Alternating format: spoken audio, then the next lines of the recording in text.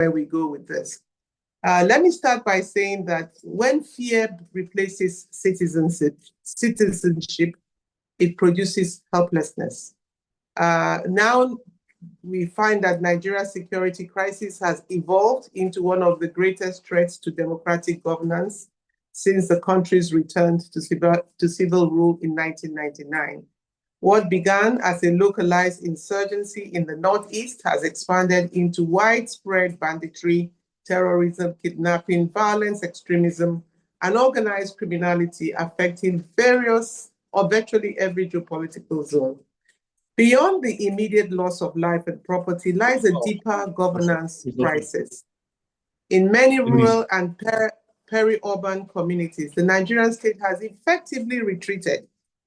I mean, the state is no longer there, allowing armed and non-state actors to exercise control over territory, economic activity, and civilian populations. We see a lot of this in Katsina. We see this in places like Zamfara, Sokoto, Kebbi, and of course, the Borno State, and also other parts of the country increasingly.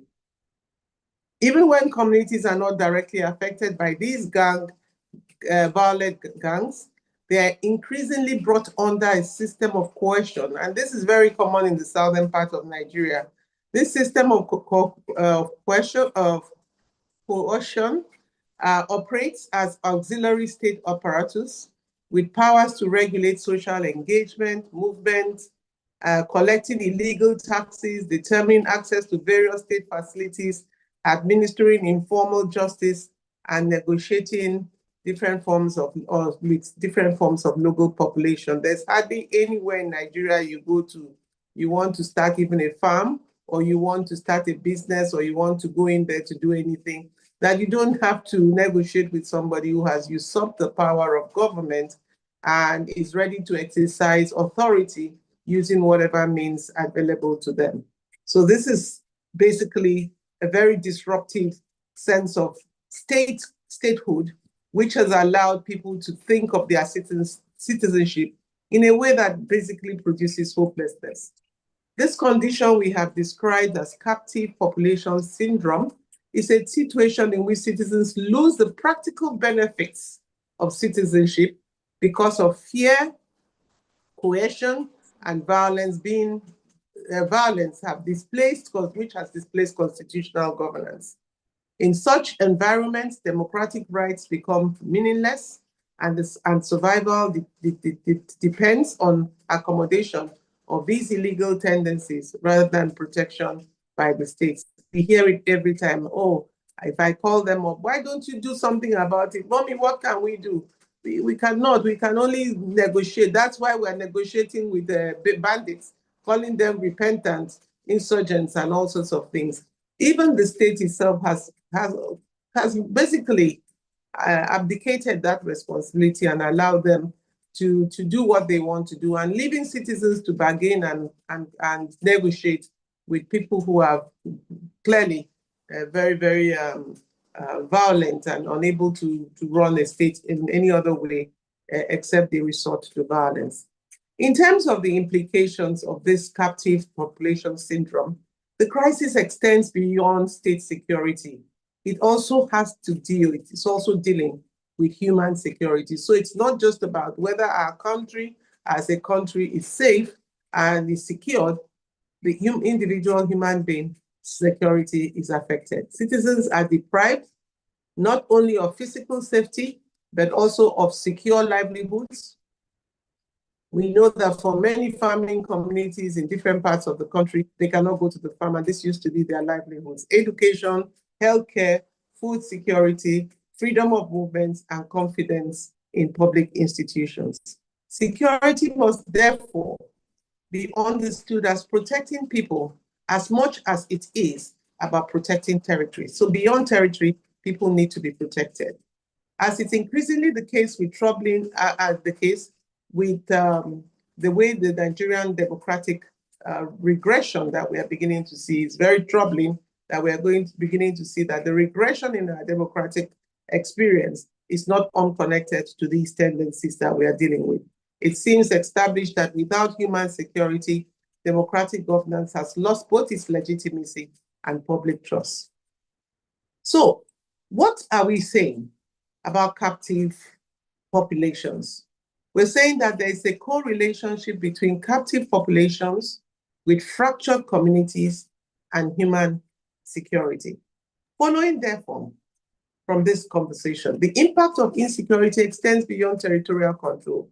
It has fundamentally fractured the social fabric of communities between ethnic groups that make up the country.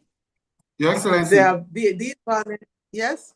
Is it possible to adjust your camera? You are actually upside down. We're seeing you upside. That's right. Thank you. Okay, thank you. I'm so sorry about that. Sorry about that. Thank you. Sorry. Okay, thank you. Following therefrom, the impact of insecurity extends beyond territorial control. It has fundamentally fractured the social fabric of communities. Between ethnic groups that make up the country, these violent trends have destroyed all networks of trust. Today, if you go to any place, they'll say, it's the Fulanis, is it that, it is that. And there's no reciprocity and collective action that sustain communities. Communities used to live together, agreed on how to manage their communities, but today it's more of mistrust than anything. So local governments and coexistence have already been thrown overboard. We can see what is increasingly happening in parts of Oyo State, Lagos State, who owns the land and all those relocation businesses that we are beginning to hear. Even if the trend in migration is reversed, say, for example, you say, don't come to my communities anymore, stay in your community, and let the ones who are in my community leave those communities and go back, you still have not solved the problem.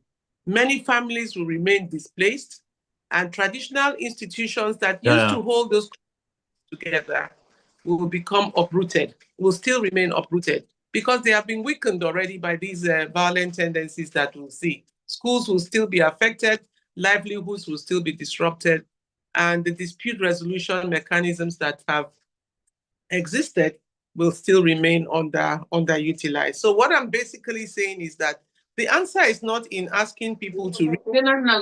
So make we just ask, don't give them update we have coordinators say which time social time.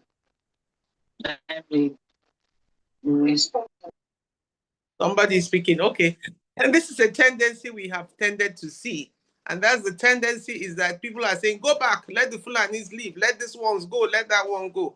We are saying that with the way these impactations have done, the captive population syndrome is such that it's not just about asking people to remigrate. It's not just about asking people to leave.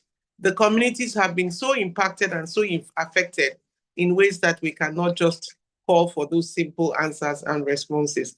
Let's see some of the ways that has happened. As communities have become fragmented, social cohesion has declined, and human insecurity has deepened. The leftovers, you see the forms that you have there, you continue to see are internally displaced people, widows, orphans, and all kinds of people that have become increasingly dependent on humanitarian assistance being located within those communities. So you are having a situation that you have to rebuild the community support systems, and that traditionally used to provide protection for the people who were in need. Explaining this is in more practical terms may lead us to the gravest consequences. We just do not think about these captive population syndrome in just ordinary terms. There are graphic experiences of it. Take the case of violence against or gender-based violence that has escalated, where state authority is so weak and where impunity prevails. They are not even able to protect women from violence and girls. And you'll notice that the face of most of these violent tendencies tend to be that of children, women. That's easy to go to target schools and soft spots like that and just carry people away. And there's absolutely nothing happens. And it increasingly points to the collapse of these things.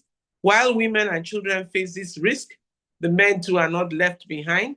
Boys and girls, men and boys experience forced recruitment, torture, sexual violence, and other pressures that are coming with their militarized masculinity. So how do we rebuild such a fractured society? How do we overcome this captive population syndrome? I think it is something we must begin to wear the thing like a post-war situation, which we saw with the Marshall Plan in Europe, which basically allowed the continent to rethink its future and then build it towards economic recovery and modernization. And what I'm trying to say, in fact, is that we are actually in that state in Nigeria, that the post-conflict state, the post-insecurity state, should be a state that begins to respond to what the future of Nigeria should be. And we should equate this to what happened post the world wars, for example, and ask ourselves whether we are not looking at trends that are very similar. Because when you have your population largely living under a certain syndrome, how do you break that syndrome and begin to make them productive citizens of the country? We need it. The breakdown of systems, even We the need justice it. system, Nigerian and survival of These guys just finished my prayer. Just pray make you carry me to this session. Okay, so there's a breakdown of the justice system, which is compounding existing risks. Survivors of banditry, insurgency cannot even report their cases. They just keep quiet. And the courts are non-functional. The prevalence of violence and the fear that all of this is creating has led to even other situations. For example, one of the responses, and this is the point I'm trying to take, we can look at this as just a temporary thing that we need to address. We must look as a more holistic thing. We are in a country now that is almost completely engulfed with the trend. I said bleaching get a turning dates. If this trend has, I don't know who is speaking behind the background, please. If this trend has to change, then we must think of it in a more holistic. And what has the country done? The country has started to do some thinking, but where did it go? It quickly started to call for the creation of an establishment of state police as one of the main proposals that it is coming up with, based on the argument that the central police is overstretched and insufficient response to local threat. Again, how can that explanation handle the issues that we are dealing with, the issue of this syndrome that we are talking about? So for us to properly, for us to use the state police option that has been put forward, we need to ask the question, how is it going to be regulated? Is the state police going to improve on our intelligence gathering, rapid response, community trust, and collaboration between the traditional institutions and the formal institutions of government? These are several questions that we need to ask. But let me say that while not throwing away the idea completely, I'm saying that the idea itself is grossly inadequate for a state that has been completely taken over by this syndrome that we're talking about. And therefore, for me, in addition to whatever proposal that is being put forward for state police, we must be mindful of the fact of its inadequacy first and foremost, but also the risk and other factors involved. And I'll give you a small anecdotal to this. This morning, my security at my mother's house called me and said, "Mommy, I want you to be my guardian." I said, "My guarantor." And I said, "Guarantor for what?" He said the youth leader in the community, in the neighborhood, brought him a form and asked him to join the state police, that they are recruiting for state police. The first thing that came to my mind was the presentation I'm making today. This is a man who only 3-4 days ago beat his wife brutally. It was a big issue for us. We even almost wanted to throw him out of the job, but the wife begged us to let him have a last chance. And the same guy, the very 2-3 days later, is telling me that he wants to become recruited as into the state police. So that tells you the kind of state police we're going to be dealing with. The other issue that needs to be done, even if we're thinking of the state police, is that you can't have the state police on one hand and have the governor serving as the chief security, whatever of the state, officer of the state. We need to make them more accountable and take those resources that are at their disposal and it to the formal institutions like the police and the defense and all those civil institutions that support us in terms of trying to protect. Why are we saying that? Because then you give them that power, they'll use the same power to override the state police itself, and it will amount to absolutely nothing in the long term. Okay, so how does the security sector reform move forward and become something more useful for us? I think we need to think about it in terms of community resilience. How can we make communities be the ones to fight back? And in fighting back, how do they overcome the syndrome itself that they are faced with?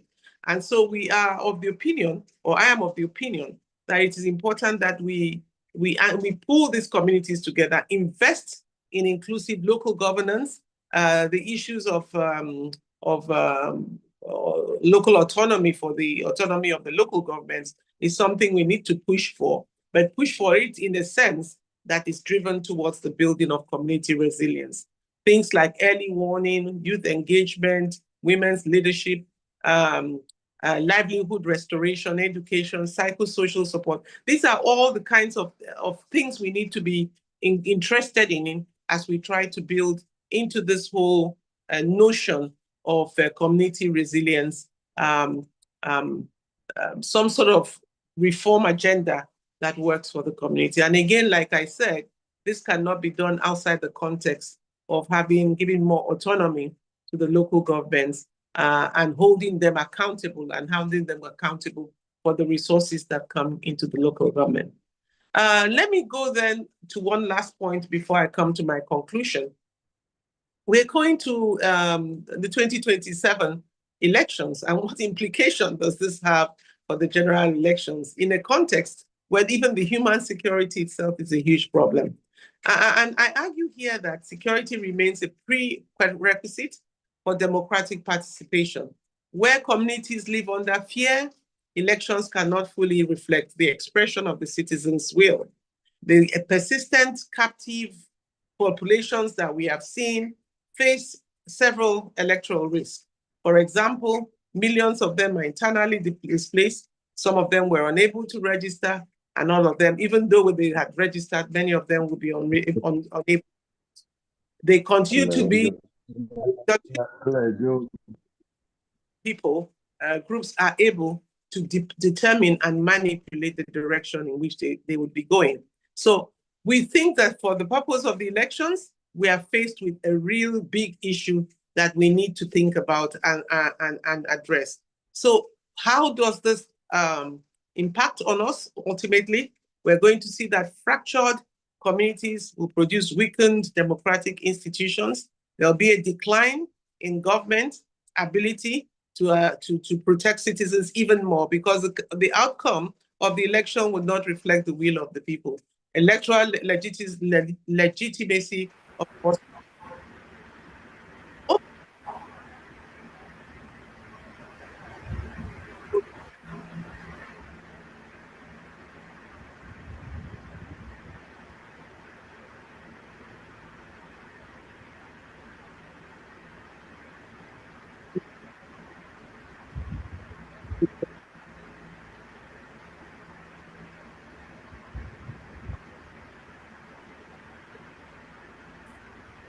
May I advise that the admin mute everybody? She should mute everybody. Yes, thank you. Thank you very much, sir. Thank you. Yeah. Going forward in my recommendations, I'm of the opinion that Nigeria's security crisis is no longer solely a matter of counterinsurgency or crime control. It has become a crisis for democracy. It has become a crisis for constitutional governance. It has become a crisis for citizenship. It has become a crisis for human security. It has become a crisis for social cohesion. So therefore, if we are going to deal with this, we need to restore some of that authority of the state to be able to go beyond winning military victories to actually rebuilding trust within those institutions. We have to rebuild accountable institutions.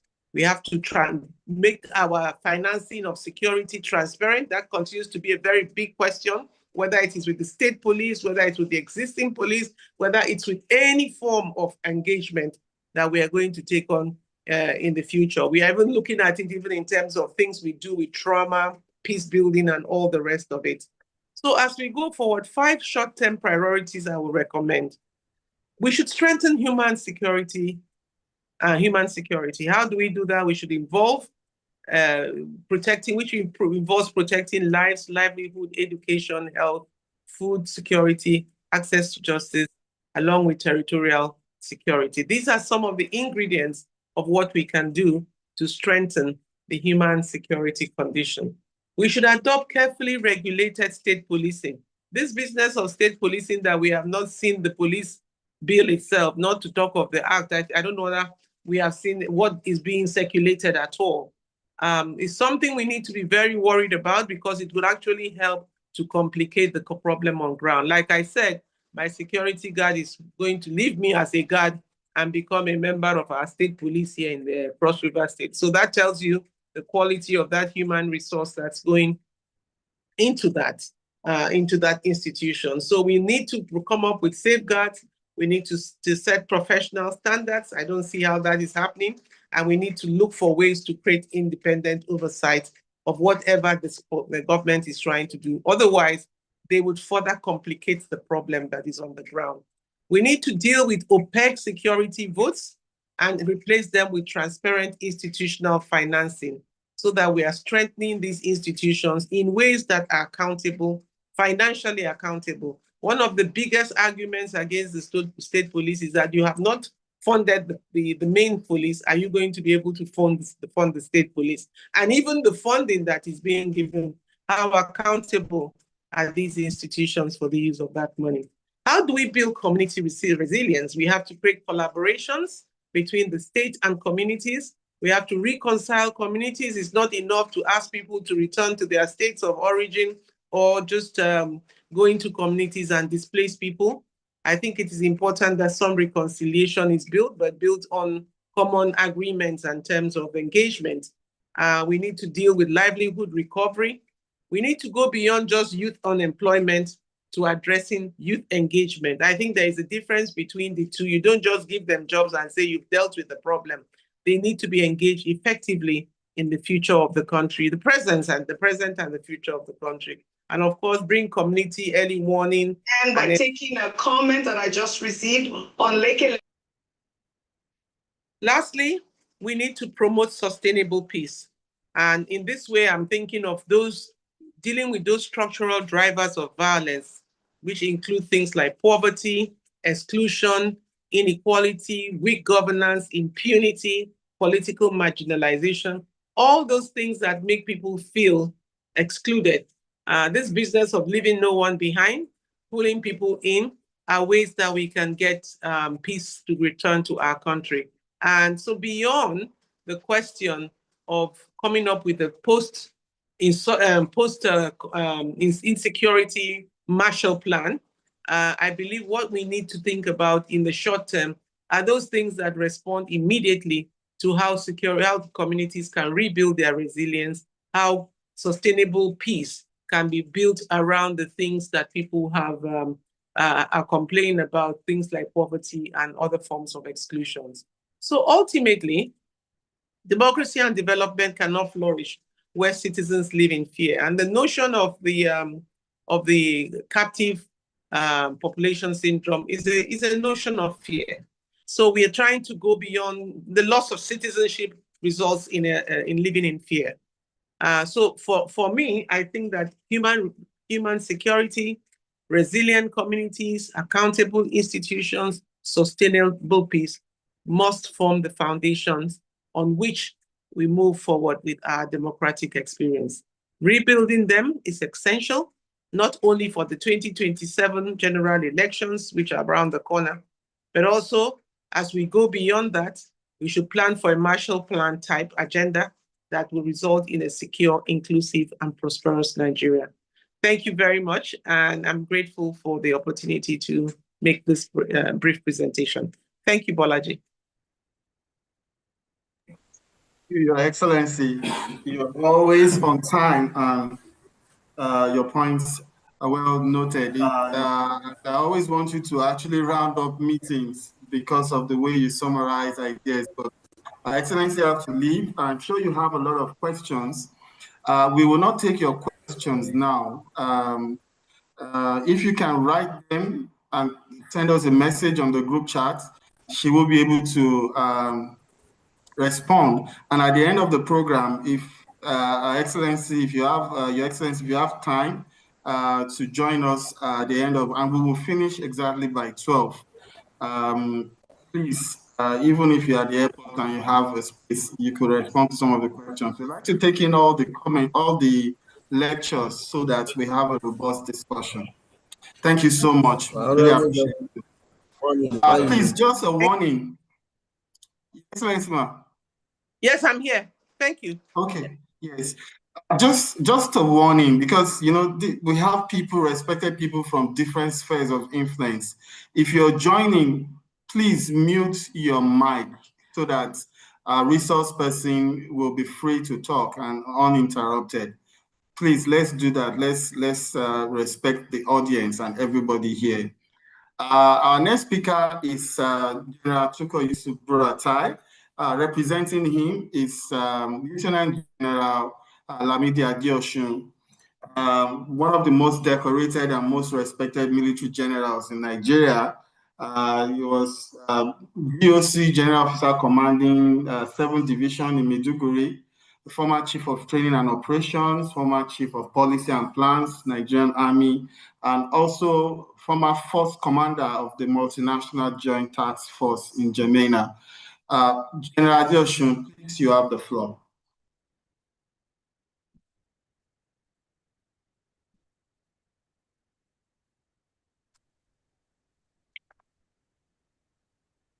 Thank you very much, Bolaji. Our Excellency, former Ambassador to Ethiopia, Ambassador Nkoyo Toyo, that are just giving us a very inspirational talk on the topic for today. Thank you so very much, ma. Professor Chidi Odin Kalu, and all other resource persons and those on the line, I say good morning, and I want to thank the organizers for giving my boss the opportunity to be the keynote speaker of this very important program. On his behalf, I want to convey to all of us that he is not able to be here because of other engagement outside Nigeria. As we speak, he's out of Nigeria, and that was now handed in his paper to me to deliver this morning. So having said that, I want to crave the indulgence of the organizers and everybody to go ahead and present his paper. Whatever I say here is as how Lieutenant General Tuku Buratai, retired former ambassador to the Republic of Benin and former Chief of Army Staff, is how he has put it down. Starting, keynote address by Lieutenant General T.Y. Buratai, retired, former Chief of Army Staff and the Peace Building Development Foundation Online Peace and Security Lecture Series 7 on the theme, I quote, banditry, insurgency, terrorism, and the captive population syndrome. While on the topic, military responses to banditry, insurgency, and terrorism, lessons for protecting vulnerable populations and strengthening national security, unquote. Today, Friday, 10 July, 2026, via Zoom. Straight, I'll go into the introduction. The battle against insurgency, banditry, and terrorism represents one of the most complex challenges confronting contemporary national security establishments today. As a former Chief of Army Staff, who has not only commanded military operations against this threat, but also witnessed their devastating impact as an indigene of Borno State, I approach this subject with a unique perspective that blends professional military experience with profound personal concern. The mass displacement of communities across the Northeast and Northwest regions, the tragic loss of innocent lives, and the systematic destruction of livelihoods have left an indelible mark on my understanding of what true security entails. Armed conflict in northeast Nigeria has displaced over 2.2 million people and severely impacted access to food, healthcare, and basic services, with civilian casualties continuing to rise, according to United Nations Office for the Coordination of Humanitarian Affairs report of 2017. The crisis, which began in 2009 with an insurgency led by Boko Haram and later joined by splinter factions, including the Islamic State West African Province, ISWAP for short, has resulted in approximately 3.5 million internally displaced persons across Nigeria, nearly 10% of all displacement across Africa, as reported by Thorsten. The central dilemma that confronts any military force engaged in counterinsurgency or counterterrorism operations is the deliberate exploitation of civilian populations by non-state armed groups.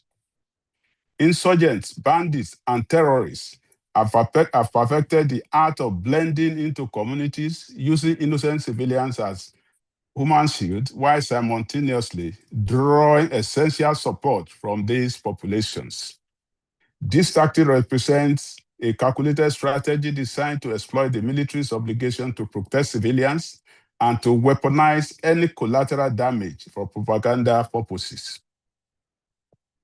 Where military operations inadvertently cause civilian casualties, these incidents are transformed into recruitment tools, fueling resentment and driving vulnerable populations further into extremist networks.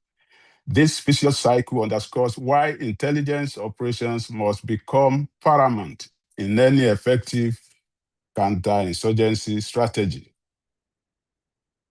This paper this morning examines the principles, challenges, and solutions for protecting civilians in military responses to banditry, insurgency, and terrorism. It argues that sustainable peace requires a fundamental shift from purely kinetic approaches towards comprehensive strategies that integrate intelligence-led operations, community engagement, development investment, and robust adherence to international humanitarian law. The analysis draws on operational experience, scholarly research, and documented case studies to present a nuanced understanding of civilian protection in asymmetric warfare. Now, starting with the primacy of intelligence in civilian protection. Intelligence-led operations must extend beyond targeting combatants to encompass the entire ecosystem that sustains insurgency and banditry.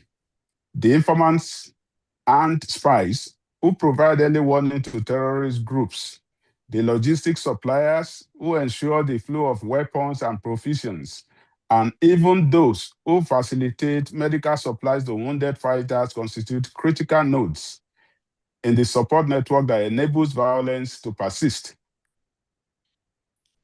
Identifying and neutralizing these elements is essential for proper protection of civilians, as it disrupts the infrastructure that allows insurgents to operate with impunity while minimizing the need for large-scale kinetic operations that risk civilian casualties. Nigeria's counterterrorism operations are fundamentally dependent on human intelligence. The terrain is vast, surveillance capacity limited, that is that technical surveillance capacity limited, and insurgents armed themselves within civilian populations.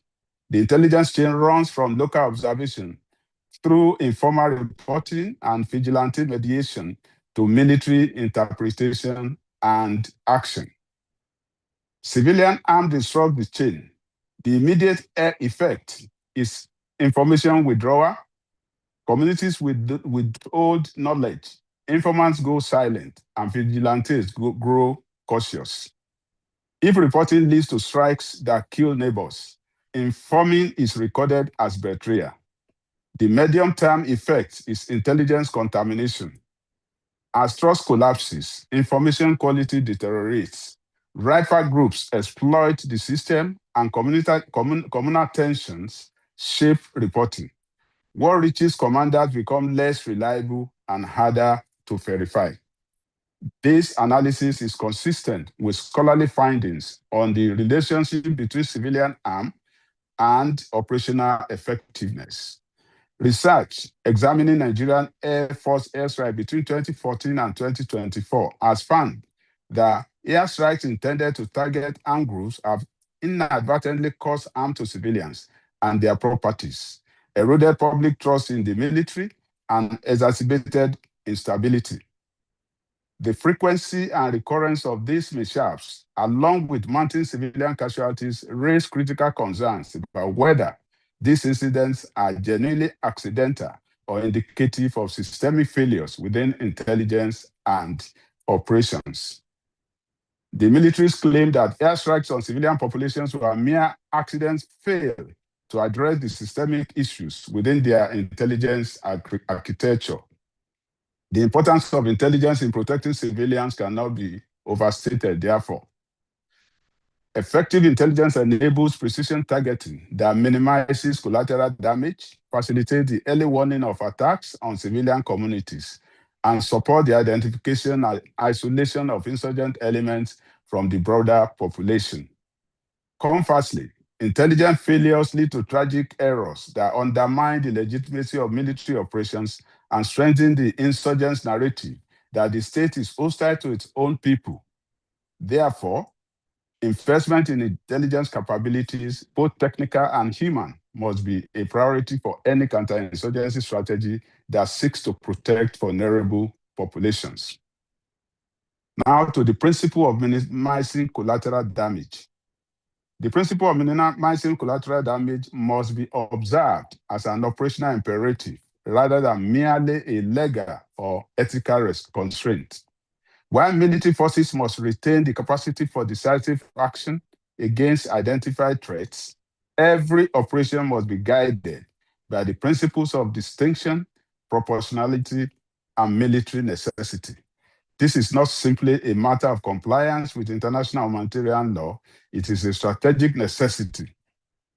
The application of international humanitarian law in counterinsurgency operations preserves civilians and guarantees that military activities adhere to norms of humanity and legality.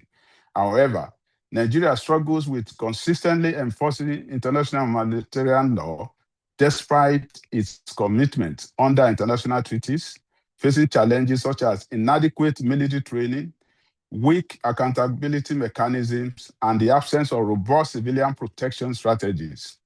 Furthermore, the absence of international humanitarian law principles within military doctrine hinders counterinsurgency operations and risks civilian safety. Scholars have emphasized that enhancing Nigeria's legal and constitutional frameworks will guarantee international humanitarian laws compliance, recommending upgraded military training, establishing independent oversight organizations to ensure accountability, and partnering with international organizations to monitor compliance. Operations that consistently result in civilian casualties erode the legitimacy of the state and undermine the very population that security forces are meant to protect. The National Human Rights Commission has raised fresh concerns over the growing number of civilians reportedly killed during military operations, warning that civilian populations must never be treated as unintended losses in security operations. This was as reported in Human Rights Watch of 2023.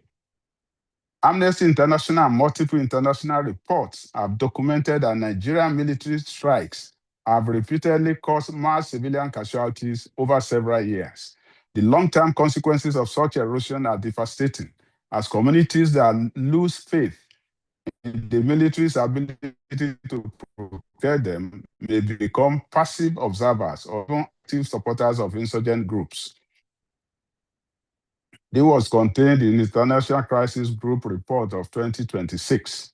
The principle of proportionality requires that the anticipated incidental harm to civilians must not be excessive in relation to the concrete and direct military advantage anticipated. This requires careful assessment before every operation, weighing the potential civilian cost against the military benefit. The principle of distinction requires that combatants must distinguish between civilian populations and military objectives. directing operations only against legitimate military targets. These principles are not merely abstract legal concepts, but practical guidelines that, when properly applied, saves lives and preserve the legitimacy of military operations. Now, a look at the exploitation of civilian populations by non-state armed groups. A fundamental challenge in protecting civilians is the deliberate exploitation of civilian populations by insurgents and bandits. For insurgents such as Boko Haram and ISWAP, civilian arm is a strategic asset. It reinforces narratives of state hostility and its recruitment. The military designates certain areas as hostile enclaves based on intelligence and surveillance, yet civilians living or trading there are sometimes not clearly informed or effectively evacuated. They remain in spaces the state already considers in the line of fire. This gap between military knowledge and civilian awareness is a key driver of civilian harm. Strikes may be intelligence-led, but those affected are often unaware they are within a battle space. The result is structural exposure. Over time, that exposure erodes the flow of local intelligence on which operations depend. Civilian harm does not simply reflect error. It disrupts the human networks that make counterterrorism possible. The pattern of civilian casualties has been well documented. In January 2017, a military jet struck a displaced persons camp in Ran, Borno State, killing over 50 civilians and injuring more than 200. This was contained in the United Nations Office for the Coordination of Humanitarian Affairs in 2017. In December 2023, a strike in Tudunbiri, Kaduna, killed 85 and 120 civilians, with Human Rights Watch describing it as emblematic of recurring failures. Between 2024 and 2025, repeated strikes in Zamfara, Sokoto, and Kaduna killed civilians in markets and villages. By 2026, the Associated Press estimated 400 to 500 civilian deaths from such errors since 2017. The complexity of implementing international humanitarian law in non-international armed situations causes issues for Nigeria, as asymmetric warfare blurs the line between combatants and civilians. Insurgent organizations like Boko Haram and Islamic State for West African Province are responsible for the protracted conflict, raising serious questions regarding suspected violations of international humanitarian law and their severe humanitarian effects. Studies have found a clear case of violation of human rights and rules of engagement by the parties involved, resulting in various degrees of war crimes and crimes against humanity, as quoted by Uwakwe and Allah in their works of 2025. The exploitation of civilians by armed groups takes multiple forms. These include using civilian infrastructure for military purposes, forcing civilians to provide food and shelter, using civilians as human shields during military engagement, and embedding fighters within civilian populations to deter attack. Each of these tactics places civilians at heightened risk and complicates military responses. The challenge for military forces is to respond effectively to these tactics without causing unacceptable civilian harm, a task that requires exceptional discipline, intelligence, and operational precision. What are the limits of military-led approaches to all these problems? Beyond the immediate tactical challenges, the military response to insurgency and terrorism faces structural constraints that demand urgent attention. The Nigerian Armed Forces are currently engaged in numerous international security operations across the country, stretching military resources and personnel to their limit. This overstretch compromises the military's primary constitutional responsibility of defending the nation against external aggression, while simultaneously degrading the effectiveness of internal security operations. Constitutionally, the primary responsibilities of the armed forces of Nigeria include defending the nation against external aggression, protecting territorial integrity, suppressing insurrection, and providing aid to civil authorities when called upon to do so. A clear time-bound and conditions-based exit strategy is needed to gradually return internal security responsibilities to civilian authorities while preserving military readiness for external threats. The reliance on military-led approach to internal security is unsustainable and, in many respects, counterproductive. Military forces are trained for war fighting, not for nuanced community-oriented approach required to address the root causes of insurgency. When soldiers are deployed to perform policing functions in environments where they are viewed as occupiers rather than protectors, the potential for friction and misunderstanding increases exponentially. As Brattai has emphasized in one of his works, the threat is societal and cannot be eradicated by kinetic military action alone. It is essential to recognize that the root causes of banditry, insurgency, and terrorism are fundamentally failures of governance and development rather than purely military problems. Poverty, youth unemployment, underdevelopment, and ungoverned spaces create the conditions in which extremism and criminality flourish. Addressing these underlying factors requires a whole of society approach that goes far beyond the capacity of any military force. The country's security crisis is equally a governance problem, an economy problem, a justice problem, and increasingly a social breakdown. Sustainable peace will only be achieved through sustained investment in development, including the construction of roads, railways, educational institutions, and healthcare facilities, alongside the creation of economic opportunities that offer young people a viable alternative to violence. The military cannot address these root causes alone.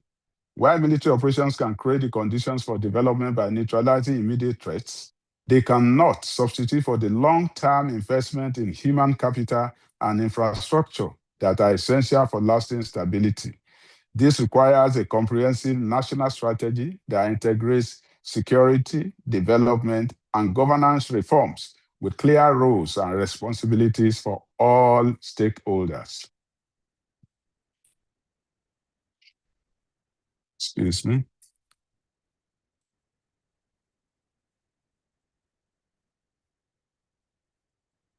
Excuse me, please.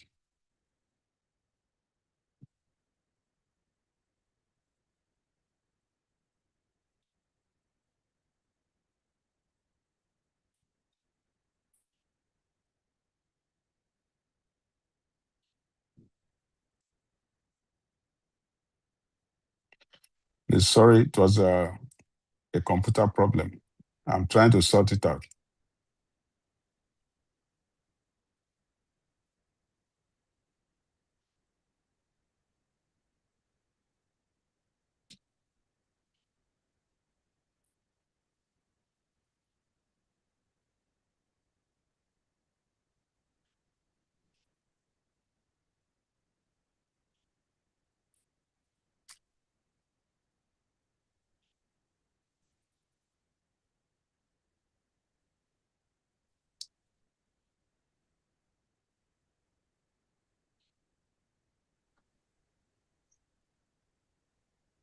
All right, sorry for the small break. It was a technical problem. I'll go straight into community-based security initiatives and local engagement. The fight against insurgency cannot be completed without active citizen participation. No nation can defeat rising threats without strengthening local governance structures, and deepening grassroots intelligence networks. Community-based security initiatives, such as local vigilance groups and early warning systems, must be supported and integrated into the broader national security framework. These initiatives not only enhance intelligence gathering, but also foster a sense of ownership and responsibility among communities, reducing their vulnerability to exploitation by insurgent groups. The formation of civilian defense militias in northeastern Nigeria provides instructive evidence. In June 2013, residents of Maiduguri formed a civilian defense militia to protect themselves from Boko Haram. Within months, the civilian joint task force had driven Boko Haram out of the city and into surrounding rural areas. Inspired by Maiduguri's success, civilian defense militias quickly spread across Borno State as communities sought to emulate the civilian JTF procedure. Research has shown that communities with high capacity for collective action form community-initiated militias and maintain social control over their activities, which enables militias to effectively protect civilians against rebel violence. By contrast, communities with low capacity often host state-initiated militias and struggle to establish social control over their members, rendering them ineffective against the rebels. The success of community-based security initiative depends on several factors. First, communities must have the capacity for collective action, including social cohesion, trust, and effective leadership. Second, these initiatives must maintain social control over their members, preventing abuses and ensuring that they operate within acceptable norms. Third, there must be a clear relationship between community initiative and formal security institutions, ensuring coordination and accountability. Fourth, communities must have access to resources and support to sustain their efforts over time. Furthermore,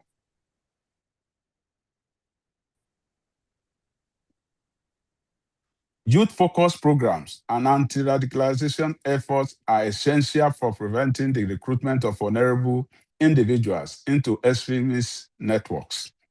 By addressing the social and economic grievances that extremists exploit, these programs can break the cycle of violence at its source.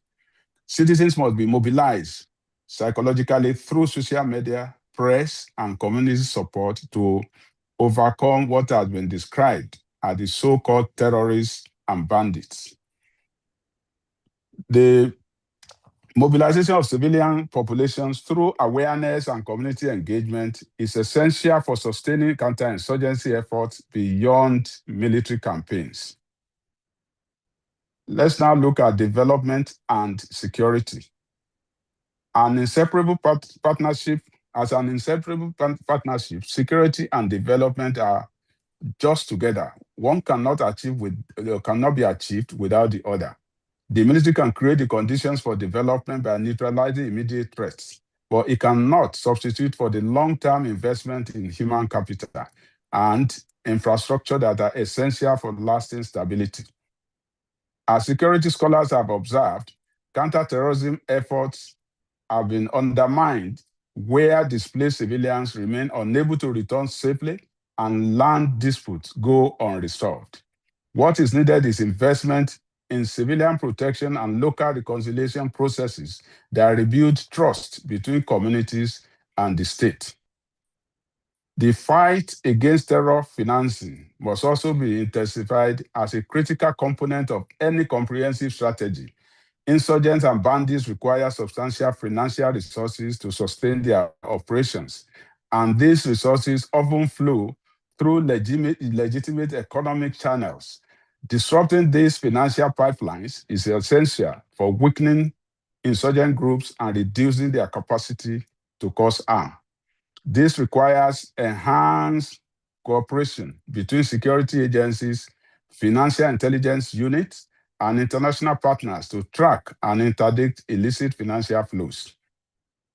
Studies have affirmed that Nigeria's quest for sustainable peace in the face of insurgency depends not only on military strength, but on the capacity of leadership to uphold the rule of law, ensure human rights compliance, and build inclusive security structures.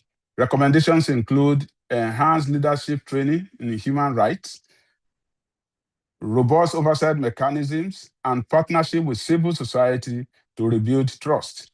The adoption of a human security perspective, seeing security from a state-centric aspect to a more humanistic aspect provides a valuable theoretical framework for understanding these challenges.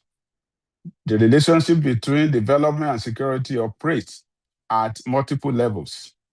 At the macro level, economic development reduces the grievances that extremists exploit and provides alternatives to violence.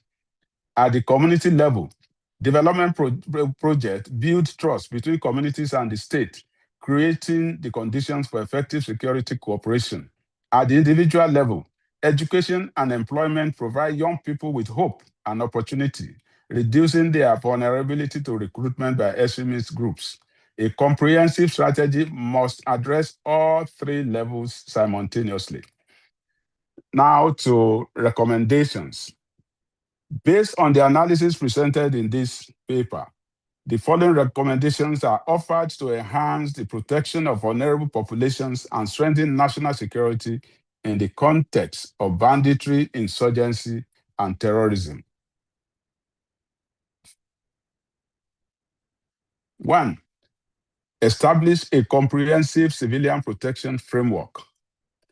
The Nigerian government should develop and implement a comprehensive civilian protection framework that integrates international humanitarian law principles into all aspects of military operations.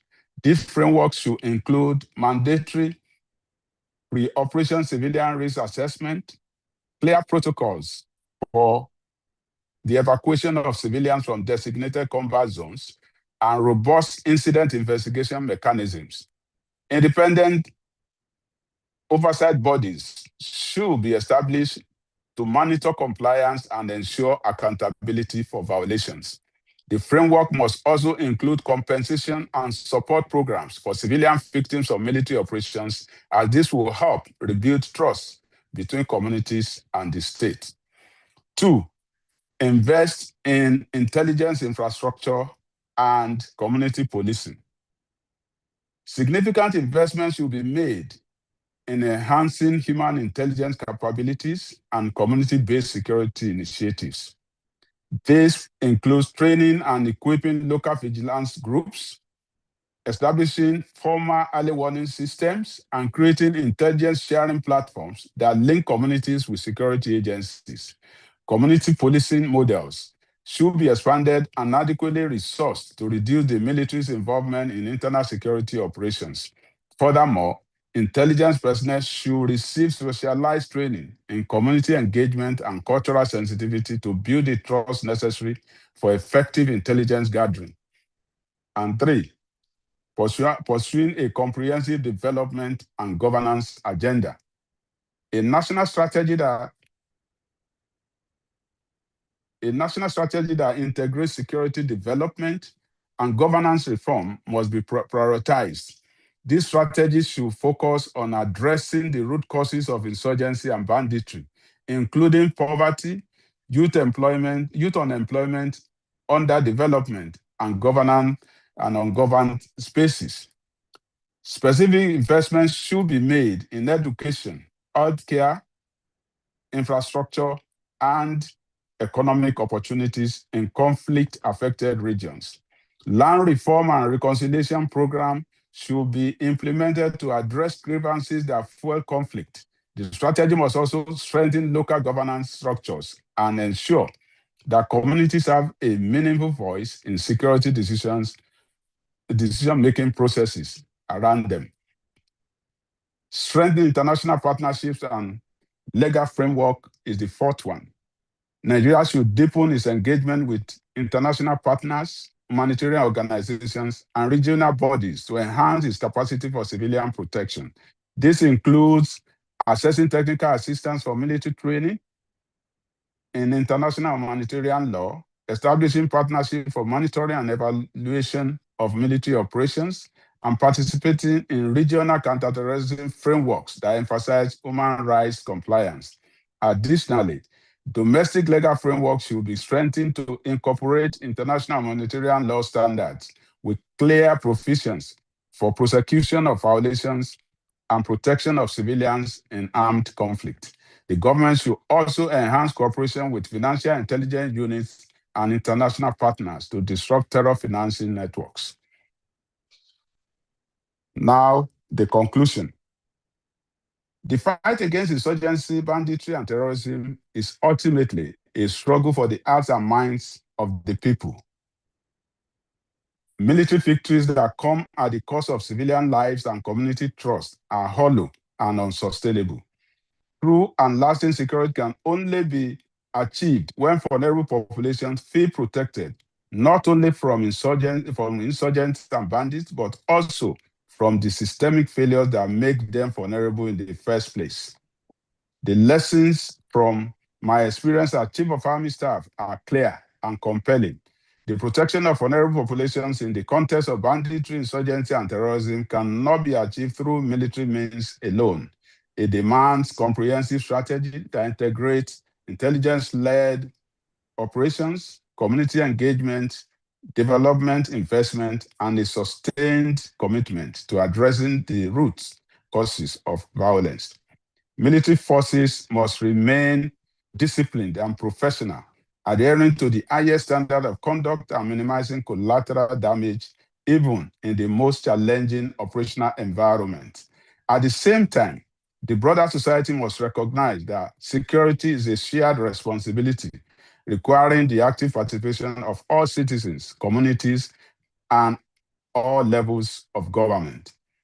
By aligning counterinsurgency operations with international standards, Nigeria can reduce the challenging humanitarian implications of its internal conflict. The protection of civilians is not merely a legal obligation or an ethical imperative. It is a strategic necessity upon which the long-term success of counterinsurgency operations depends. As a soldier who has witnessed the devastation of conflict, as an indigene of a state that has borne the brunt of insurgency, I am convinced that the path to peace lies in a people-centric approach that prioritizes protection, development, and justice. The military has a vital role to play, but it cannot and should not shoulder this burden alone. It is time for a renewed national commitment to address the root causes of insecurity and building a future where all Nigerians can live in peace, dignity, and safety. The lessons of the past decade are clear. The question is whether we have the wisdom and courage to act upon them. Thank you so very much for your rapt attention. This is the end of the presentation. Thank you very much.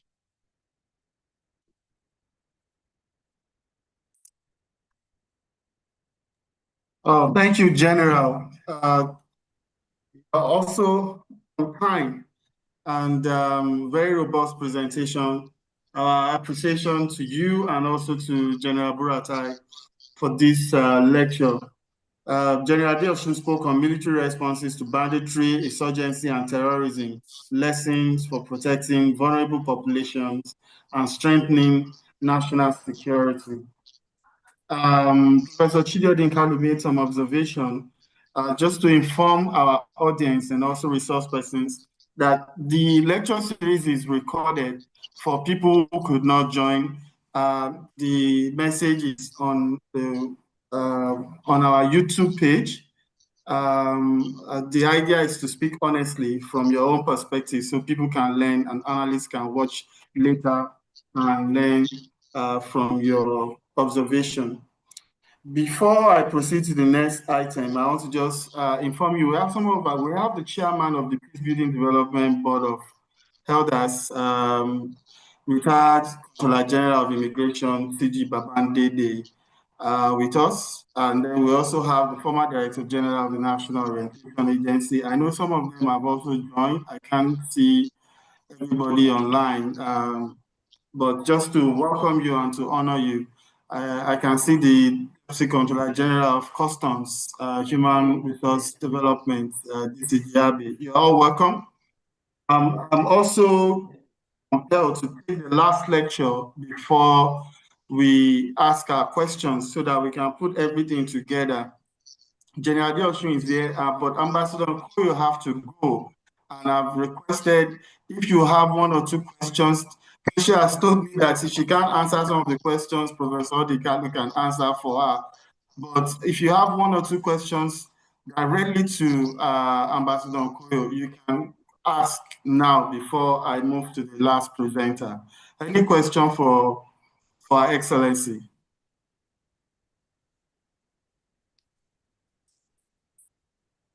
If there is none, you can still put those questions down for her. She will be able to respond to the text message. There's a question. There's a question. Please, can I ask? Mr. Lawal. All right. Okay, please go ahead. Thank you, Ma. Your Excellency, that was a very fine presentation. My question quickly is, what model are we copying in our? All right, thank you. Where did you Hello? touch? Is he here? Just hold on, please. Hold on, please. So let's take these questions one by one. Galaxy Z4, just hold on and let's allow the. Thank you. Okay. Okay. In a situation like this, I think it's fine that a country will come out and say, right, we are copying this particular model. So have Nigeria chosen a model which they are copying? And if at all we have not chosen. For instance, I thank God my Oga is here, Oga Adeosun. We know the Nigerian system from the onset was fashioned after the British colonial masters. So my question is that what actually is Nigerian policing system, the state policing, what model are we copying? So that at least we'll be able to make a way forward. Thank you very much. That's just my question. Okay, thank you, Lawal Gideon. Well, next question. Okay, Excellency, you can answer that. Yes, I'm sure Chidi will answer this better than I will. But from what I have read online, and we still haven't seen the law and the bill, if we're going by what we've seen, it's just a model of decentralization. It's a model of making policing closer to the people, which is different from, I mean, it's also embedded in the whole federal structure where every federating unit should be able to run its own security outfits and make it work for them. However, you know this big, long debate in Nigeria about whether we have a proper or true federal system or not. So all of that is embedded in it. Yeah, but there's no giving the fact that we need something that is closer to the people, but definitely not something that is controlled by the governors, which is going to be the challenge we'll have. So we'll have multiple centers of conflicting interest, which will also in itself raise conflict issues as well. Thank you. All right. Thank you, Ma. Okay, so let's take the last question. There's I can't see your name, but it's Galaxy Fold. You can go ahead with your question now, please.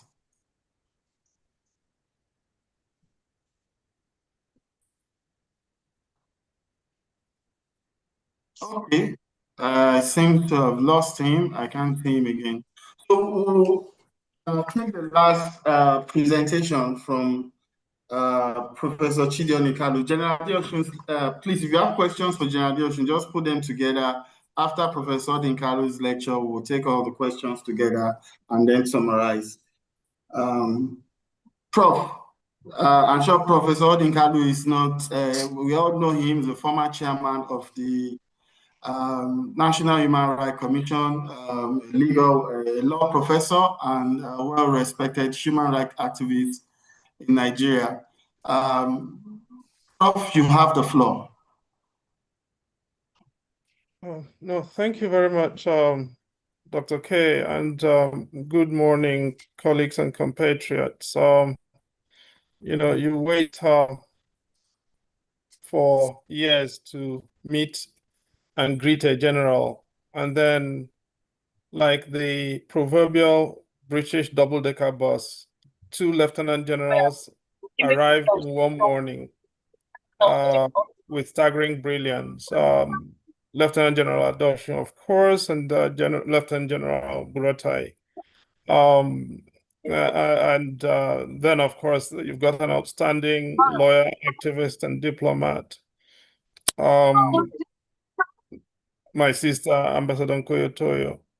I therefore consider myself worse than an interloper in these conversations, and entirely unqualified to do anything like what is called a lecture. And I hope that nobody describes what I'm about to say as anything of the sort. I would have preferred to actually just say, and I'd actually, to be perfectly honest, I did tell Kayode that what I was going to do was come along on this platform and say, I totally agree with what has been said, and go and sit down. But since he restrained me very manfully, manu militari, I'm going to try very quickly to say one or two things. And I want to treat myself more as a discussant of what has taken place before now, rather than as a presenter as such. And I want to start with three stories that may appear unrelated, and then try to tie them up. Now, in 2017, the then National Security Advisor, himself also Major General General Mongono, started off the practice, issued the first security threat analysis, synthesizing presumably material from the joint services and other entities in the joint intelligence architecture in Nigeria. And essentially, I mean, that report was for the consumption of the senior-most political and strategic leaders in the country. And so it's not public document. And it basically itemized the security threats in Nigeria as, well, Northeast Boko Haram, Northwest bandits, North Central farmer herder, Southeast IPOB, South-South resource militants, Southwest cults, and sundry purveyors of violence.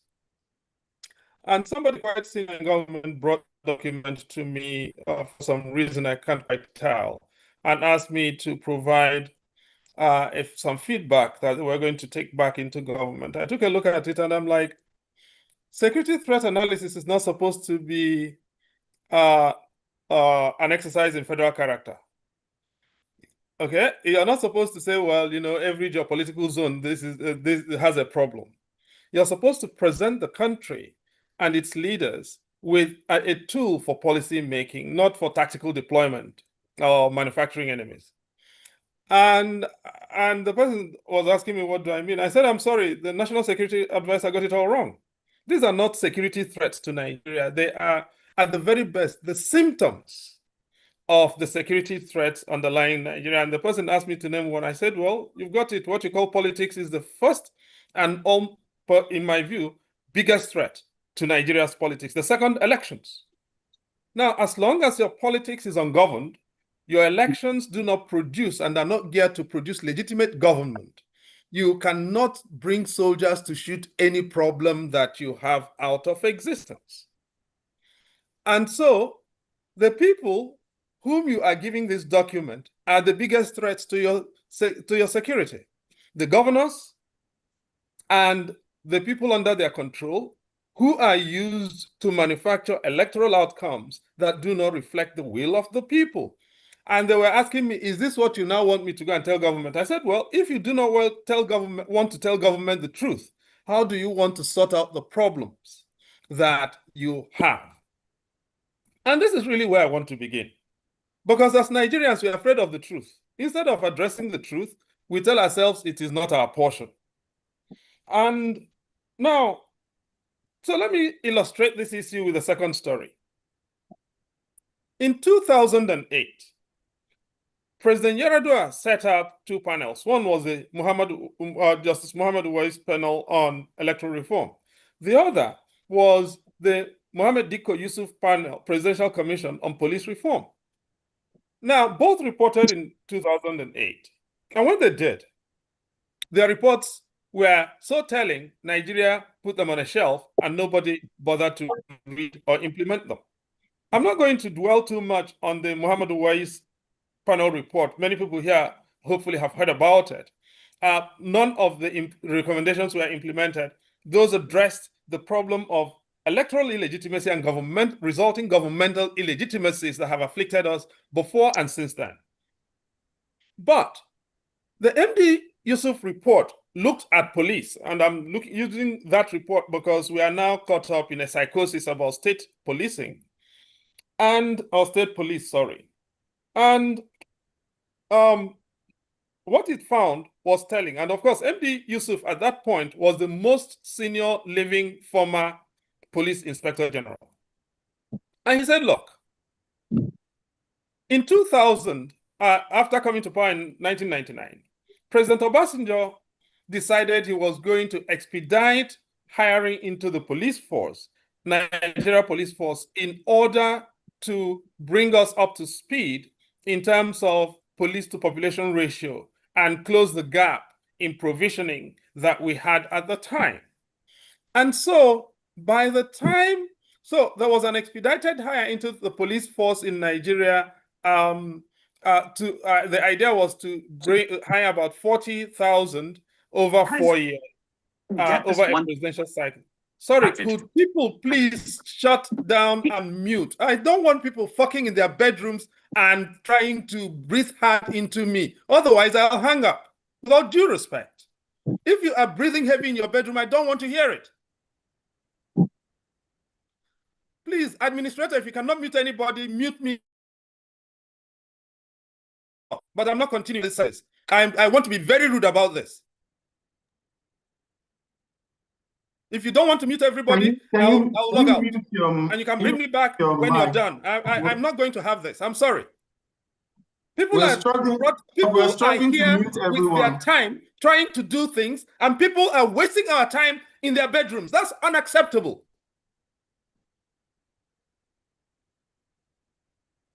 Can you mute your mic?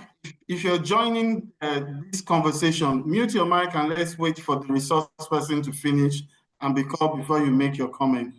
It is rude for the resource person, please. Let's adhere to this instruction.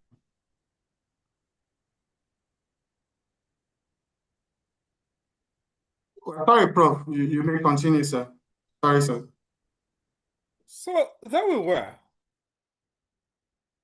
The MD Yusuf report captured the fact that in that expedited scheme of hire between 2000 and 2004, politicians brought their thugs and infiltrated them into the police force, Nigeria police force.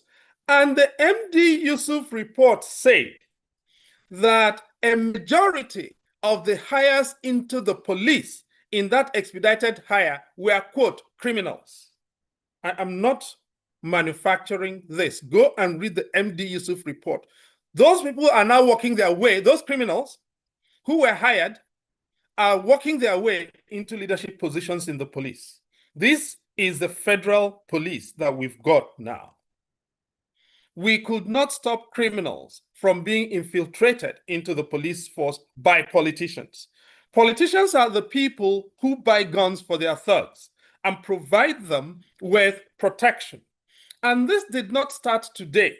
If you go back to the Bolaniwa Babalaki Commission of Inquiry report into FEDERCO, which was set up by President General Buhari as head of state and submitted in 1984, and submitted its report to General Babangida as head of state in 1986, it said that the politicians were not just hiring and arming the thugs, but when they were caught, the politicians used the powers of the Attorney General to preclude them from accountability.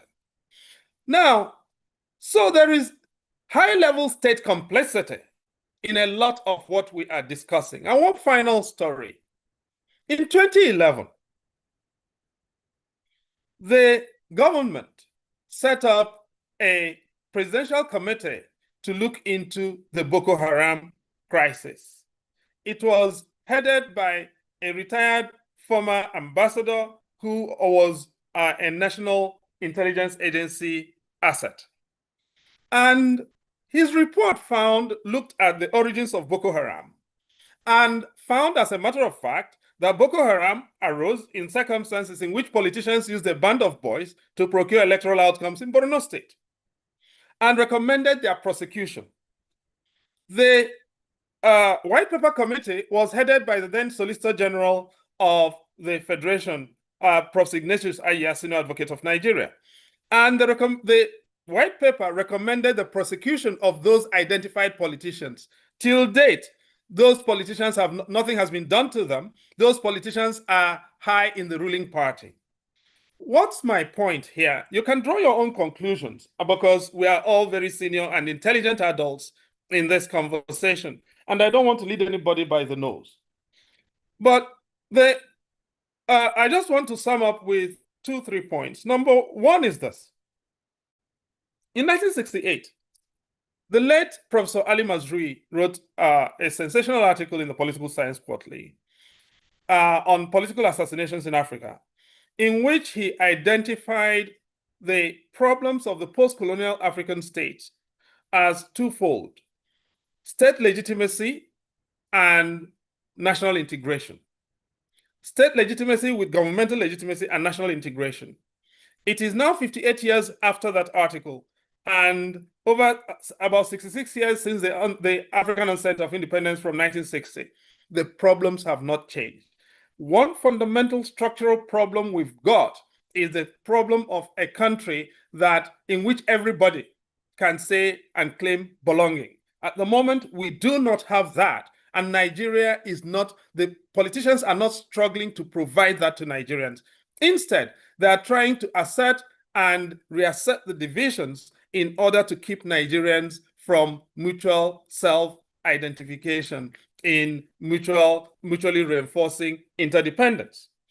That presents us with what we look at now as our security threats, which are, as a matter of fact, just symptoms of the underlying issues. Without a country that works for every one of its issues, of its people, as General Budurate has told us and General Adosh has reiterated in his presentation on behalf of General Budurate, we are not going to make much progress. Our problems are fundamentally structural and adaptive. And instead of addressing them in that nature, we are prescribing tactical responses. Tactical responses are a mismatch for structural and adaptive problems. Now, and if you look at, secondly, therefore, at the tail of the tape of Nigeria's problems, you go back post the Civil War.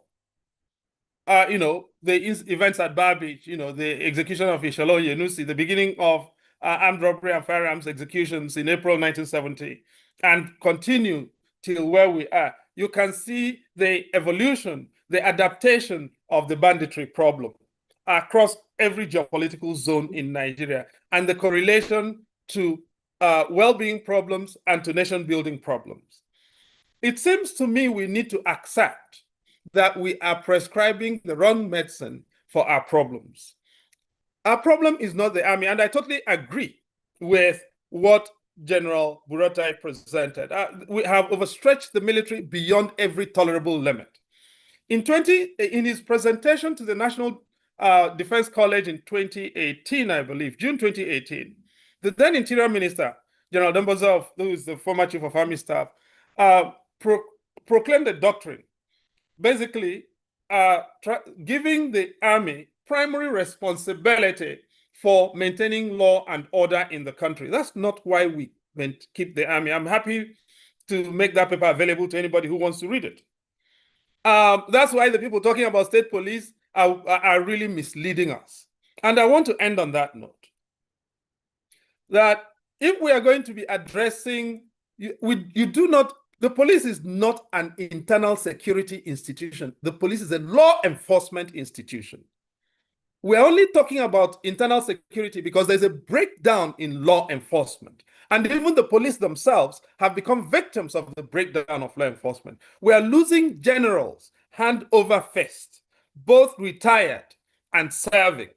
And we do not recognize that we've got a problem that the old shibboleths cannot fix. What we need to do is come back to the issue. All of us, or most of us, will tolerate election rigging when it is done on behalf of people who come from our ethnic groups. As long as we continue to tolerate election rigging, as long as we continue to allow judges to determine our elections rather than citizens, as long as we continue to allow INEC to write up results that have no bearing to what citizens tell in the polling units, these kinds of meetings cannot help us because we are not willing to address the things that lead us to our challenges. We do not have enough bullets to shoot these problems. And so I'm not coming here to make any recommendations to anyone because we know what our recommendations are. I'm not one of those people that carry recommendations in the back pocket and bring them out and tell you these are the recommendations. If we implement this, Nigeria's problems will be solved. We know them. Let me repeat myself. INEC writing up results that have no bearing to what people vote, whether they vote for your enemies or your friends. Allow citizens' votes to rule. Number two, judges who cannot even register for elections determining your elections. Three, politicians hiring thugs, arming them under cover of state to procure these outcomes. And number four, when you get your state police, they are going to start carrying AK-47. The AK-47 will be handed to people whom the states cannot train, whom the states will be unable to pay, whether you like it or not, whether you want to believe the propaganda or not. The states will be owing them. They will be uniformed, and woe betide you when they meet you on the road with their AK-47 and you have nothing to give them. I yield. Kayode, the floor is yours. Thank you. Thank you, Prof. Now the floor is open for questions, comments. What Prof has done is to put the two lectures together and also make a summary statement on some of the challenges that we have in Nigeria. I will want our colleagues to comment on the submission of our three resource speakers. Ambassador Nkoyo Toyo, General Dioshun, and Professor Lincoln. If you have a question, just raise your hand and then I'll call you. Questions and comment? The floor is open.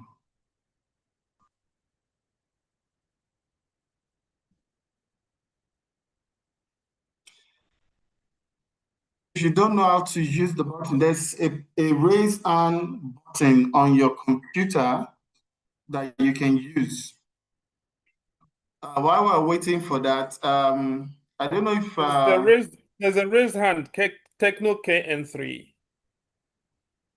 Okay, so you can use that also, Prof, as advice. I don't know if Mr. Babandele is around to make comment. Around? Yes. But it looks like somebody has been allowed to speak. Was it? Or I should proceed. Yes, you can. Okay. Let me first thank the three resource persons. I can see a soft, middle, military, and also diplomatic and also academic approach to the issues involved.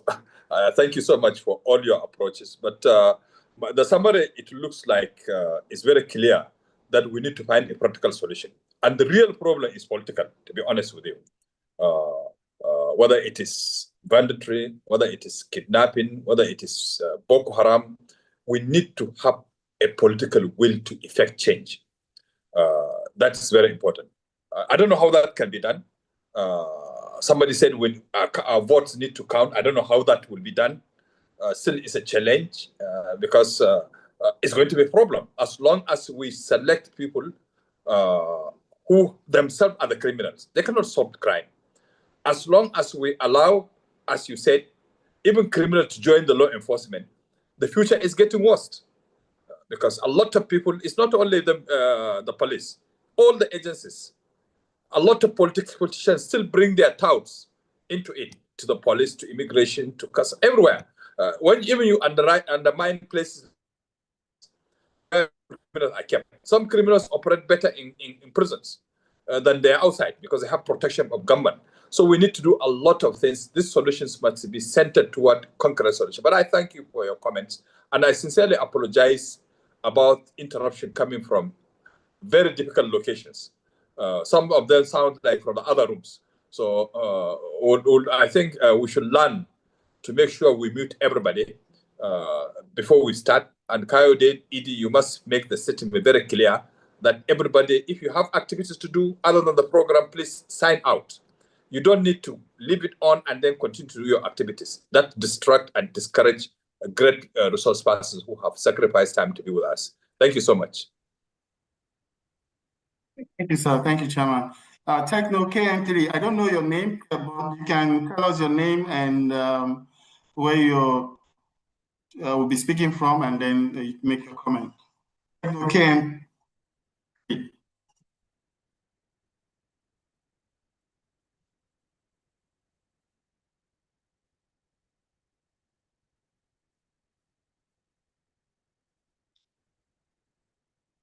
Okay, I think he left. You raised your hand. Was that intentional? Yeah, good morning. Can you hear me? Yes, go ahead. Okay, thank you very much. My name is Emmanuel Uwoma. My Mr. question Emmanuel, is this. you're from where are you talking from, your I'm organization? Yeah, I'm a port facility security officer. Okay. And go ahead. Yes, sir. My question is this. I listened to Professor Odinkalu and I so much align with his submission. But I want to say that there is an aspect in national security that we are overlooking. That is the aspect of crime prevention through environmental design strategy, what we call SEPTED in criminology.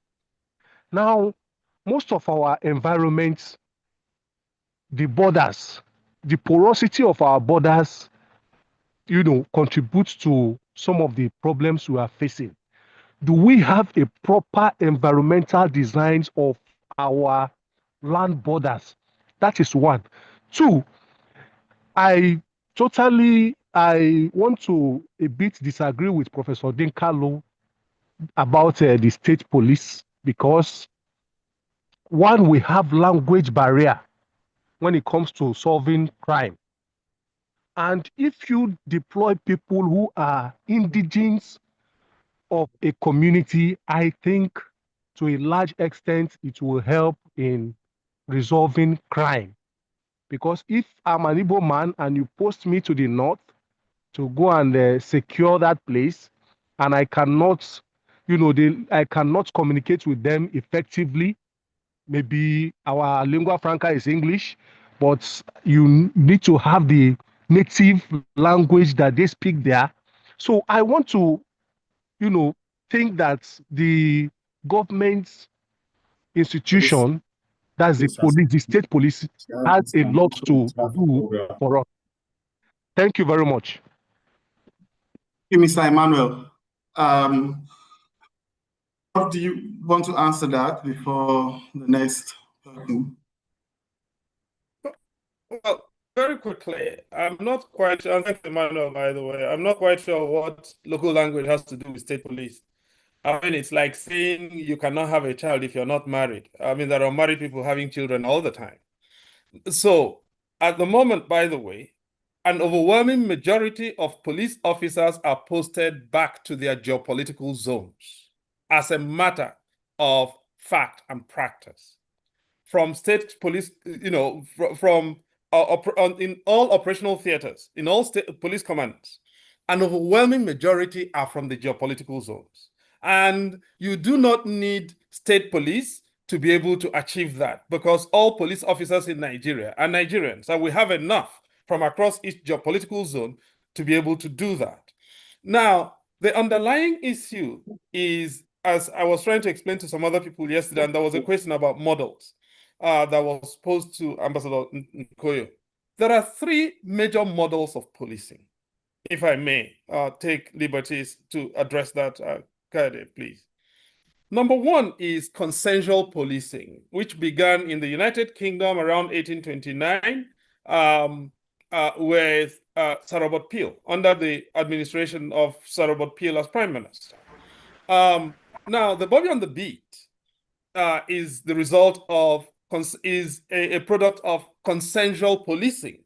And that is mostly community-based. And you see the average British police officer, they are not overly armed. They are just sufficiently deployed in order to be able to protect themselves. And by being present in the community, they reassure the community. That's one. You've got coercive policing. That is the American model. The average American police officer is overly armed, and at the slightest provocation, they shoot. The third model is expeditionary policing. Expeditionary policing was a colonial model deployed against colonized populations. That is what we have. By the time we got to independence, the police is the oldest institution in Nigeria. It's also the biggest institution, publicly at least. By the time we got to independence in 1960, we'd had pretty much 100 years of policing and 100 years of expeditionary policing. And we've not been able to either degrade or reform that or create a different model that is more suitable to our environment, unlike some other African countries have tried to do. And as a result, therefore, we've got a deficit of policing philosophy and policing foundations. If onto that you want to engraft something along similar or worse models, you are compounding your problems, you are not solving them. This is an opportunity to rethink policing in Nigeria and how we deploy and access that asset for the protection of the public. It is impossible to do that outside the framework of justice delivery. If you have an effective police system, it helps to address the issues that were raised in the paper delivered by General Johnson, which is how do you then recapture the mission of the armed services and retool them back to an army that fights Nigeria's enemies rather than one that is bogged down in fighting citizens and communities and therefore losing authority, quite apart from losing officers and men and credibility. That, I think, is the central problem we've got. But we cannot do that if we do not have legitimate leadership that is grounded in the people. You see, the point, finally, is this. When your politicians lack legitimacy or authority from the people, they will not respond to you being killed, because as a citizen, you are not worth anything. They don't need your votes to get to power. Your votes are a currency, not just for putting government in power, but also for protecting you as a person of value. If citizens are being killed and your politicians cannot even respond or get angry, and you think your problem is deploy soldiers, you have a totally different and unworkable solution to a fundamental problem of statehood and citizenship. I yield. Thank you, Prof. Any more questions and comments? General Adeosun is still here, and Professor Odinkalu. We can take one or two. We still have about 6 minutes before we close.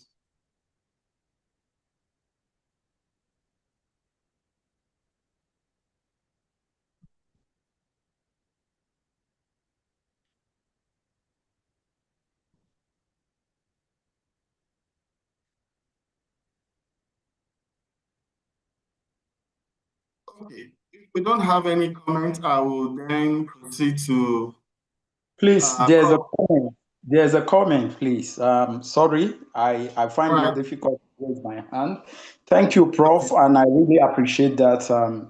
Please, my own comment is this. I think it was General, what was the name of this general that said, well, General Patton, that he would rather take an action rather than not taking an action, because at least at that moment, it may be more dangerous not to do something.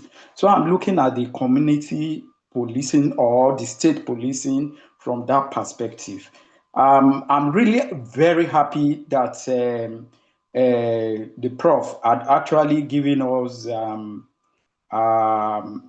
highlighted some of the challenges we are likely to face, that maybe along the line we will be able to be correcting it. And I'm very, very happy with him telling us about the 3 models we have, and yet we have not even perfected the model we are, and then we are rushing into another that we are likely to have problems.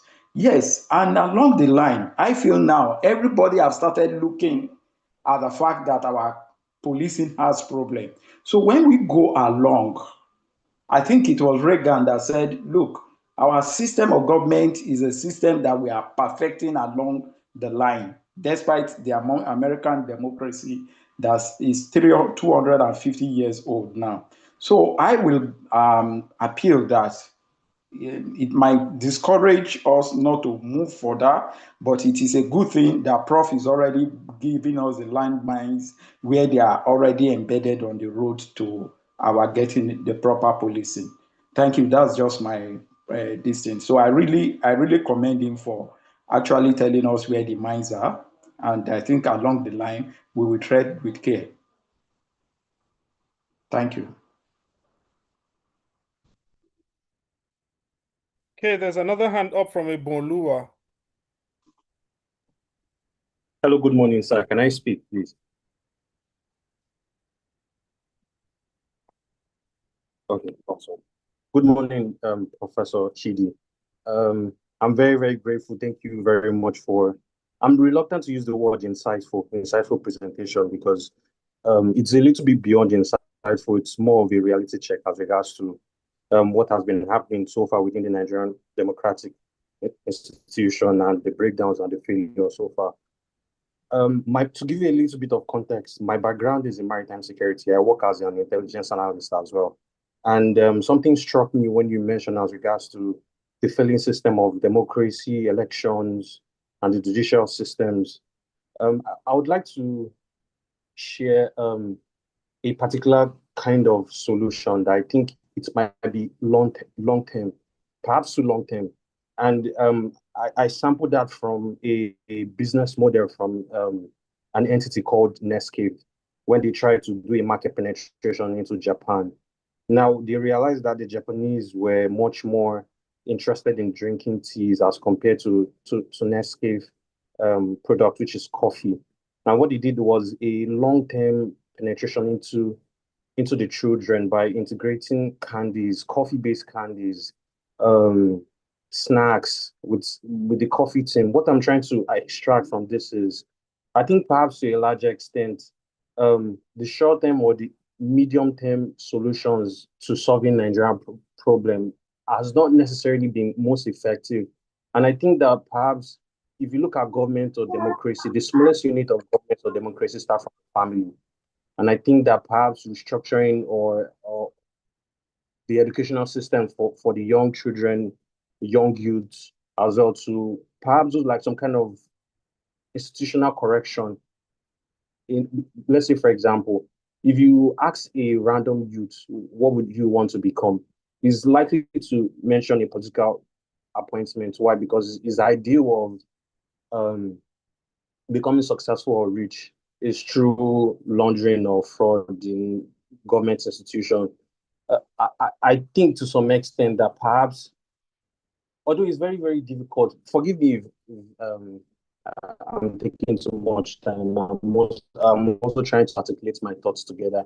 I just believe perhaps there's a possible system because if you look at the politicians, like you mentioned, you gave some series of examples, like where certain politicians are doing election rigging, employing thugs. And if you notice, in the hierarchy of those political parties, their next in line is also of the same ideals as well. And perhaps they could, it's a little bit difficult, but these are just some of my thoughts as well.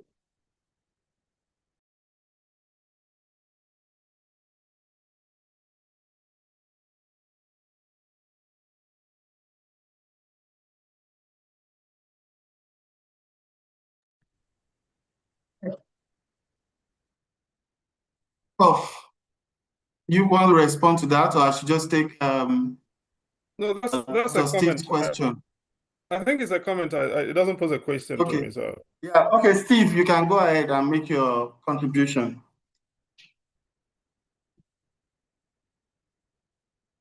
Steve Okori.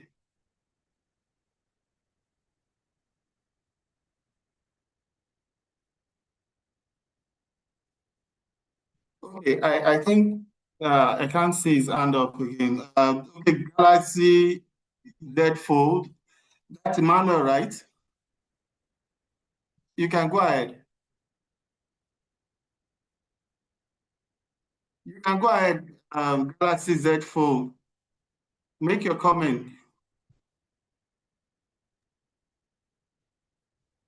Good morning, sir. Good morning. I am Jafar. Sir, thank you for the lectures, and I really enjoy these lectures, and it's timely for the interest of our country and the world at large. So let me just quickly go straight forward to my question on the issue of the state police, sir. So I'm a bit worried that despite the effort being made by the federal government to come up with this idea, so I am a bit worried that what is the guarantee that the states will not go by the implementation, just like what happened in the issue of local governments autonomous. So my fear is that there's that possibility that that plan might become more difficult in terms of implementation. Thank you, sir. I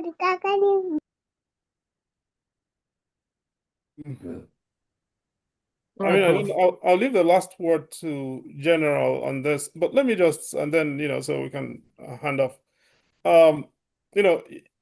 Again, because stories for me are better for managing adult audiences than trying to tell you a lot of grammar with ism and schism. Yesterday, this day organized this thing on state police, a town hall meeting, and I showed up there and had my say. Now, since yesterday, my phone has been ringing off the hook. Who are the people calling me? Politicians of the ruling party, telling me thank you for saying things they could not say. They are all afraid. Why would you be reforming state police or policing at this time? And the politicians who are telling you one thing publicly and praising the president as something else privately and sending me documents that they had generated, none of which has received attention. As all of us speak here, nobody here can say they have seen the bills on state police. Nobody here can say they've seen the technical proposals now being processed by National Assembly. But people will tell you they like the idea. What idea do you like if you've not seen it? What idea can you debate if you're not allowed to even see it? I'm having former governors, 1 or 2 serving governors, members of Senate, members of House of Representatives, people on the Governors Forum now and before calling me and saying, thank you for saying what we cannot say. Is that the circumstance in which you want to implement state police? I'm just asking this question so we all understand what we are buying into. I am not for state police. I'm not against it. I am for informed citizenship. Thank you. Prof, before I yield to General Joshua to round up, there are some questions on our chat that I would like to read out. The first one is coming from Dr. Gaba Barry, and this is to Ambassador Nkoyo. Thanks a great deal, Ambassador Nkoyo, for a brilliant and incisive presentation, but I'm concerned about the feasibility of your recommendation, especially in a state that has failed in both its productive and distributive functions. The concept of the captured population is but an expression of this state failure, leading to a total lack of trust between citizens and the state. So if Prof can answer that, let me just read the next one here.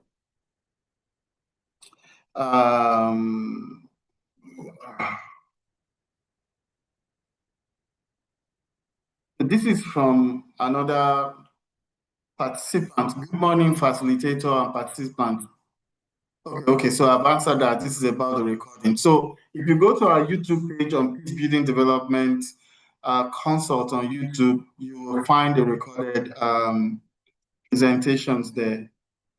So if Prof can answer Dr. Barry's question, I will then yield the floor to General Diochin. No, I'm not sure I can answer Garba's question. I mean, he ran the National Orientation Agency, which should be providing us the answers to that.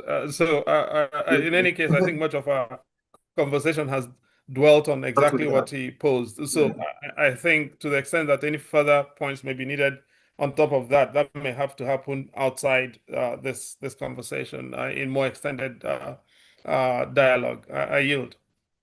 Certainly. Sir, if you can conclude this presentation and then we'll call it today. Adios.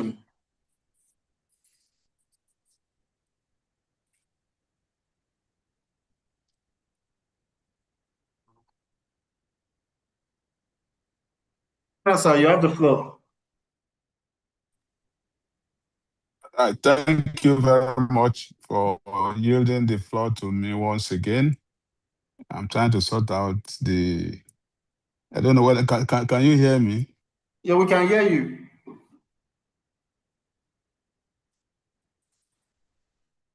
We can hear you, sir. Let me use this opportunity to thank the prof for bringing that very, very informative, educative, and decisive perspective into the program of today. I also respected our revered ambassador too on everything that has been said. The question and answer also shows that people are really interested in what is being said here. The problem of Nigerian security is what we cannot solve with just a presentation, because the ideas that are put forward here, how do they get to those who are supposed to really have them and use them and implement them? And if it gets to them, who monitors, who gets the feedback? I think these are some of the gaps that we also need to look at. And maybe in doing things like this, we should also be inviting one or two stakeholders in government. If it will take them time to recoil,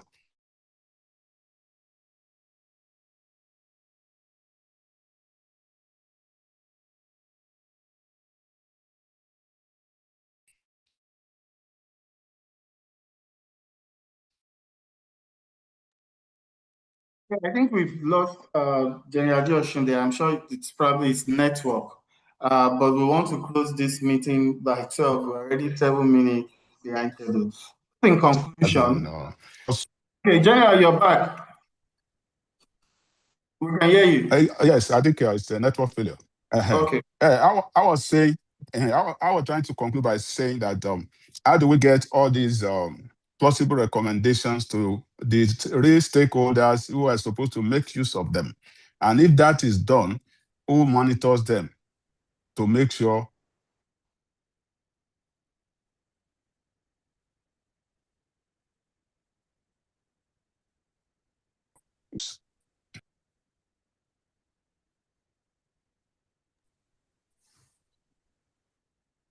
your network is fluctuating, sir. I will just conclude on your behalf, but you can join us with stuff. So I'm sure General is saying that it's just about the recommendation and how we pass these recommendations forward to people that will make use of them. It is true we are planning in the future that we'll be able to bring politicians in as an organization, and we're getting a lot of support from our board to make sure that happens.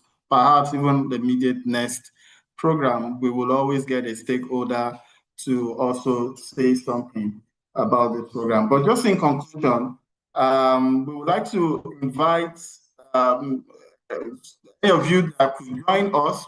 Our next program is at the Defense Intelligence College, the leadership course on the control of small arms and light weapons. This will be the second time we're running it.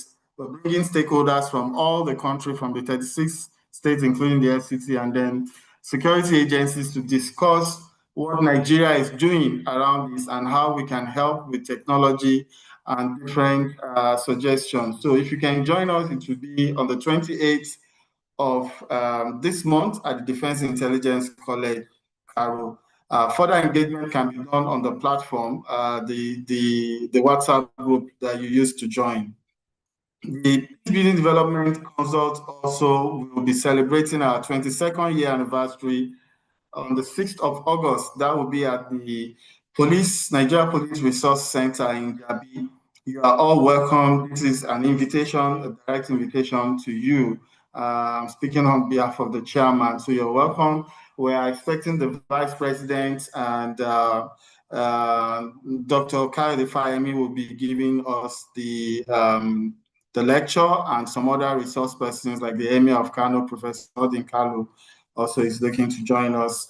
And a lot of our seasoned resource persons and faculty members, Emil Agwai, Chairman CG Babandide, the Emir of Kano, Muhammad Sanusi, also will be joining us for that meeting. And finally, as you all know, we also lead programs for the United Nations. We're having our UN tour this September, which will be in China. So for those who want to join us on the trip to China to engage UN organizations on international and multilateral engagement, you can also indicate that at the group. I don't know if Mr. Babandide would like to give us the closing remarks on behalf of the PBDC. Chairman, sir. Thank you very much. And I'd like to sincerely apologize for what happened along the road. There are some people who really distract good lectures, but eventually it came out excellent. Thank you so much for all the resource persons for making things to happen. Yes, I agree with you. It doesn't make sense. We keep talking to ourselves without moving it forward. We have agreed to be sending recommendations where appropriate, and also invite higher level people to know this, because there is no need. If there is no contact with the political people who implement it, it doesn't make sense. They didn't hear us talking. They will not do anything. Nothing will happen. So God's willing, we'll find a way to deliver these good messages and recommendations as appropriate to the right people. Thank you for coming. Thank you for participating online. Please learn to be following the discipline on online meetings so that we can have an ethical meeting in the future. I appreciate all of you. I wish you well, and goodbye. Thank you.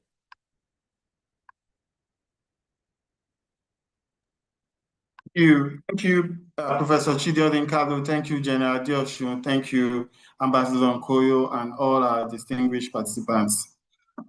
Bye for now.